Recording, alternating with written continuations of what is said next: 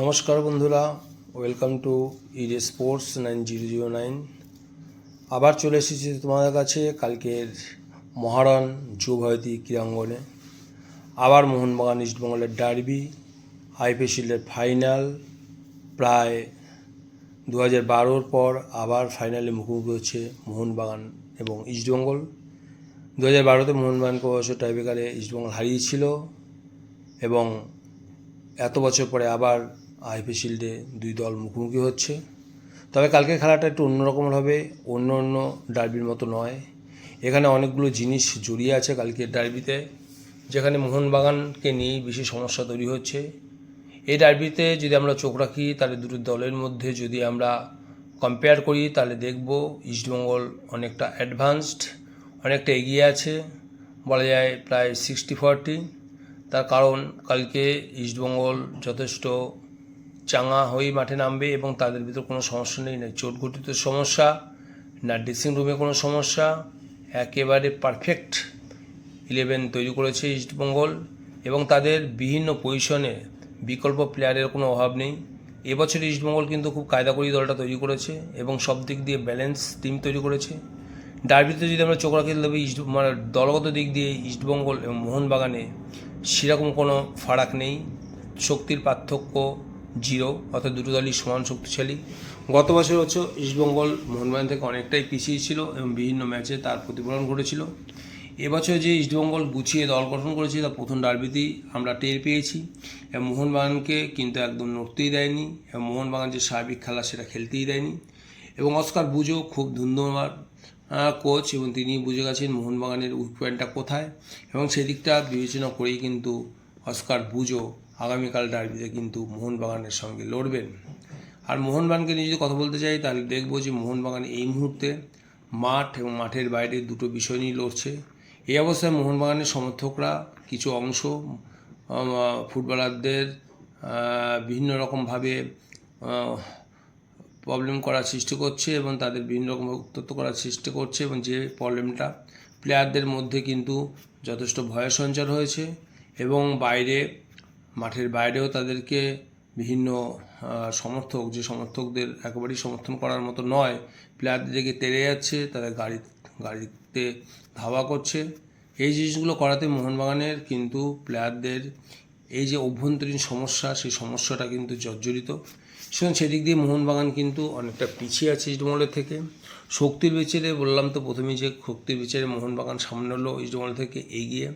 মোহনবাগানের যে নামগুলো আছে সেগুলোই যথেষ্ট এবং পার্সোনাল ব্রিলিয়েন্সের দিক দিয়ে মোহনবাগান যথেষ্ট এগিয়ে ইস্টবেঙ্গল থেকে, কিন্তু সেটা ইউটিলাইজ কালকে কতটা হবে সেটাই হচ্ছে গিয়ে লাখ টাকার প্রশ্ন। এদিকে মোহনবাগানের যে সমর্থক কালকে মোহনবাগানের খেলা দেখতে আসবে কজন, সেটা নিয়ে কিন্তু একটা বিরাট গবেষণা চলছে এবং মোহনবাগান সমর্থকরা যদি মোহনবাগানকে সমর্থন করতে মাঠে না যায়, সেক্ষেত্রে মোটিভেট হতে পারবে না মোহনবাগান প্লেয়াররা। এটা একটা মোহনবাগান প্লেয়ারদের সমস্যা। চারিদিক দিয়ে মোহনবাগান প্লেয়াররা কিন্তু কালকে ব্যাকফুটে আছে, অর্থাৎ কালকের ম্যাচে ইস্টবেঙ্গল কিন্তু কোনো দিক দিয়েই তারা কিন্তু নেগেটিভ পজিশনে নেই, সব দিক দিয়ে তারা পজিটিভ, আর মোহনবাগানের কিন্তু বিভিন্ন দিক দিয়ে কিন্তু নেগেটিভ পয়েন্ট বেরিয়ে আসছে। এই মতো অবস্থায় কালকের ম্যাচটা যদি মোহনবাগান সত্যি হারে, তাহলে আর মোহনবাগানের কালো দিন ঘনিয়ে আসবে, আর আগামী দিনে মোহনবাগানের অবস্থা দিনে দিন আরও খারাপ হবে। এবং কালকে মলিনা কোচ, মোহনবাগানের কোচ হোসে মলিনা কিন্তু অবশ্যই ম্যাচটা জিততে চাইবেন, যে কারণে আজকে দর্শকদের কাছে, মোহনবাগান সমর্থকদের কাছে তিনি আবেদন করেছেন যেটা কালকে ম্যাচটা দেখে মোহনবাগান প্লেয়ারদের উৎসাহ দেয় এবং ম্যাচটা জিততে সাহায্য করে। আদৌ তার কথা এই সমস্ত সমর্থকরা শুনবে কি না, সেটা একটা প্রশ্ন। এবং পাশাপাশি সুভাষিস বোসও কিন্তু সমর্থকদের বলেছেন যে সমর্থক ছাড়া এই ম্যাচ কখনো জেতা সম্ভব নয়। প্রতিটা ম্যাচে সমর্থকরা আমাদের সমর্থন করেছেন এবং এরকম একটা গুরুত্বপূর্ণ ডার্বিতে আমরা অবশ্যই মোহনবাগান সমর্থকদের কাছে প্রার্থনা করছি তারা আমাদেরকে সাপোর্ট করার জন্য মাঠে যাক, মোটিভেট করুক। এত সব করার পরেও যদি মোহনবাগান সমর্থকরা কোনো একটা ইগো নিয়ে বসে থাকে এবং রাজনীতি করে, তাহলে ভাই আমার কিছু বলার নেই। এবং মোহনবাগানকে এর বিরুদ্ধেই খেলতে হবে। অর্থাৎ এতগুলো প্রতিকূলতার বিরুদ্ধেই কিন্তু মোহনবাগান প্লেয়ারদের কালকে লড়তে হবে। এবং মোহনবাগান প্লেয়ারদের একটা দিক দিয়ে মোটিভেশন অবশ্যই থাকবে, সেটা হচ্ছে যেন তেন প্রকরণী ম্যাচটাতে জিততেই হবে। একদম জীবন মরণ লড়াই। এই ম্যাচে যদি জেতা যায় তাহলে অনেক কিছু জবাব কিন্তু মোহনবাগান প্লেয়াররা দিতে পারবে। যেমন মোহনবাগান প্লেয়াররা আইপিএল শিল্ডের সঙ্গে সঙ্গে ডার্বির প্রতিশোধ যেমন নিতে পারবে, তেমন ওই একদল সমর্থকদেরও বলে বুঝিয়ে দিতে পারবে যে মোহনবাগান কিন্তু শেষ হয়ে যায়নি। তাদের পেছনে যতই লাগার চেষ্টা করুক, মোহনবাগান কিন্তু মোহনবাগানই আছে। অর্থাৎ মোহনবাগান কিন্তু এই ম্যাচটার গুরুত্ব প্রচণ্ড পরিমাণে দিচ্ছে, কোচ থেকে শুরু করে প্লেয়াররা। এর আগে পর্যন্ত মোহনবাগান কিন্তু এই ম্যাচটাকে নিয়ে এত ভাবিনি। আইএসএলে যতগুলো কোচই হোক, সে তুমি হাবাস বলো আর ফেরেন্দো বলো আর মলিনা বলো, অ্যাকচুয়ালি ইস্টবেঙ্গলকে নিয়ে কিন্তু মোহনবাগান কোনো কোচই কিন্তু সেভাবে চিন্তা করতো না। আজ এই পরিস্থিতি তৈরি হয়েছে কিছু সমর্থকের জন্য, এবং ইস্টবেঙ্গলকে এতটাই গুরুত্ব দিতে হচ্ছে শুধু ওই সমর্থকদের জন্যই। হ্যাঁ, সুতরাং হোসে মলিনা যথেষ্ট গুরুত্ব দিয়ে এই ম্যাচটা জেতার চেষ্টা করবে। আশা করি হোসে মলিনা তার কাজে সফল হবে এবং ম্যাচটা জিতে উপযুক্ত জবাব দিতে পারবেন। এবং কালকের ম্যাচে আমরা যদি প্লেয়ার টু প্লেয়ার চিন্তা করি, তাহলে ইস্টবেঙ্গলের মাঝমাঠটা যথেষ্ট গোছানো, যথেষ্ট স্ট্রং। এই মাঝমাঠের প্রধান শক্তি হচ্ছে মিগুয়েল, ক্রেসপো এবং রশিদ। এই যে মাঝমাঠ ইস্টবেঙ্গল, এই মাঝমাঠকে ভাঙতে হলে আপুইয়াকে যথেষ্ট পরিশ্রম করতে হবে এবং তার সেরাটা কালকে উজাড় করে দিতে হবে।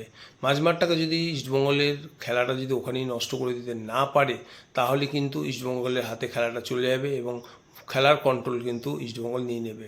সুতরাং ওখান দিয়ে খেলাটাকে ধ্বংস করতে হবে। কালকে মোহনবাগানে অবশ্যই দুজন সেন্টার ব্যাক নিয়ে হয়তো মলিনা সাজাবেন, যেখানে টম আলডেন এবং আলবার্টো রড্রিগেজ, এবং রাইট ব্যাকে হয়তো কালকে নামবে হচ্ছে অভিষেক সিং, এবং লেফট ব্যাকে সুভাশিস বোস, আর মিডফিল্ডে হয়তো টাংরি থাকবে, দীপক টাংরি, আপুইয়া বা থাপা। এবং এখানটাই হচ্ছে প্রশ্ন, কালকে প্রথম একাদশে ফরওয়ার্ডে কাদেরকে নামাবে, অর্থাৎ আপ ফ্রন্টে বিদেশিদের মধ্যে কাকে নামাবে। তো আমার তো মনে হচ্ছে কালকে স্টার্টিংটা হয়তো রবসান রবিনহো এবং ম্যাকলারেন দিয়ে শুরু করবে, এবং সেকেন্ড হাফে হয়তো দিমিত্রি পেট্রোরাস বা জেসন কামিংস কাউকে একজন নামাবে, বা দুজনকে হয়তো পরিবর্তন করতে পারে।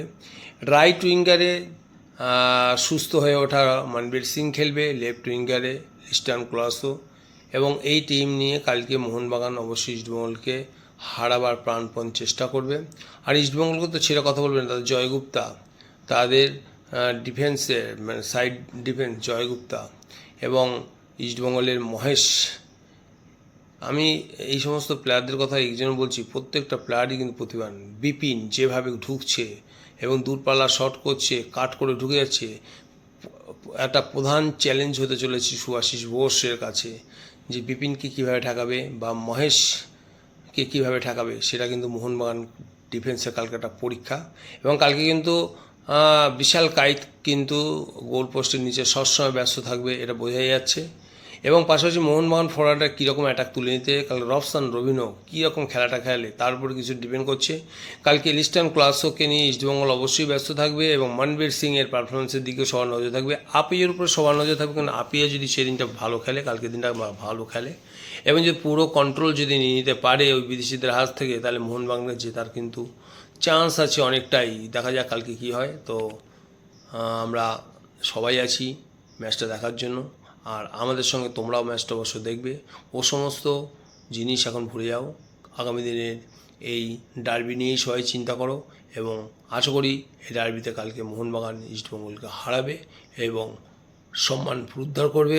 এবং এই মুহূর্তে ইস্টবেঙ্গল 2-0-তে এগিয়ে আছে ডার্বিতে, কারণ ওরা আইএফএস ওরা যেমন ডুরান্ড কাপে জিতেছে, সেরকম কলকাতা লিগেও কিন্তু মোহনবাগানকে হারিয়েছে। সুতরাং সেদিক দিয়ে মোহনবাগান যদি এই ম্যাচটা হয়ে যায় তাহলে 3-0 হয়ে যাবে। মোহনবাগানকে এই ম্যাচটা কালকে জিততেই হবে এবং প্রাণপণ চেষ্টা করবে, কিন্তু অস্কার বুঝে সহজে ছেড়ে কথা বলবে না।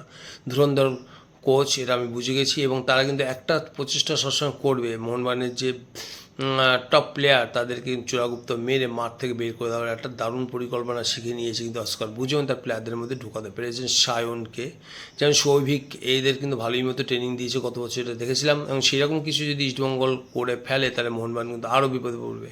সুতরাং হোসে মলিনাকে কিন্তু এই বিষয়গুলো বুঝতে হবে যে অপোনেন্ট কোচ কী কী করতে পারবে, সেই অনুযায়ী কিন্তু তার এগেনস্টে ব্যবস্থা নেওয়াটা কিন্তু কোচের অত্যন্ত করণীয় কিন্তু কাজ। কালকে হোসে মলিনা কী করে সেটা আমরা দেখব।